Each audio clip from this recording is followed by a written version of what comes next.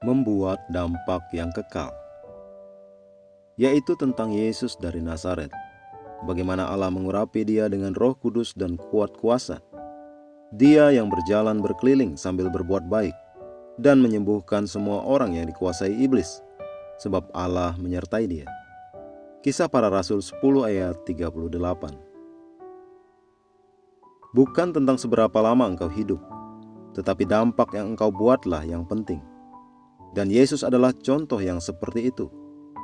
Ia tidak memiliki hidup yang lama di dunia, tetapi ia berdampak kepada dunia dengan luar biasa.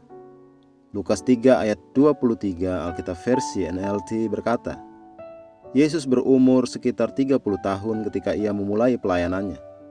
Pada umur 33 tahun ia disalibkan. Ia melayani hanya selama 3 tahun dan mengubah seluruh dunia. Sepanjang sejarah tidak ada satu individu pun yang telah atau dapat membuat dampak terhadap seluruh dunia seperti Yesus. Bahkan sistem penanggalan dunia dahulu dan masa yang akan datang mengacu kepada dia. Masa kelahirannya digunakan sebagai titik pemisah sejarah dunia. Sebelum Masehi atau before Christ atau BC atau sebelum Kristus. Dan Masehi atau AD Anno Domini atau setelah kelahiran Kristus, menakjubkan. Ia hidup dan menyatakan kemuliaan Allah di masa hidupnya di dunia. Ia berjalan di atas air, menghardik angin dan gelombang. Yang tuli mendengar, yang buta melihat, yang lumpuh berjalan, memulihkan yang cacat, bahkan membangkitkan yang mati. Ia wafat dan dibangkitkan dan menyediakan keselamatan bagi manusia. Hal yang indah adalah bahwa ia melakukan semua yang ia lakukan melalui kuasa Roh Kudus.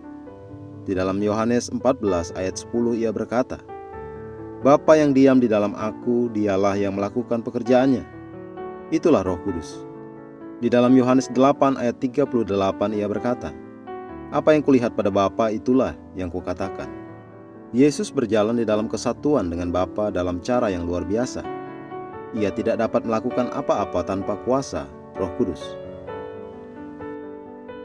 Kita memiliki kemampuan yang sama untuk berfungsi demikian karena Roh Kudus yang sama, yang adalah kuasa dan intisari dari Yesus, tinggal di dalam kita hari ini.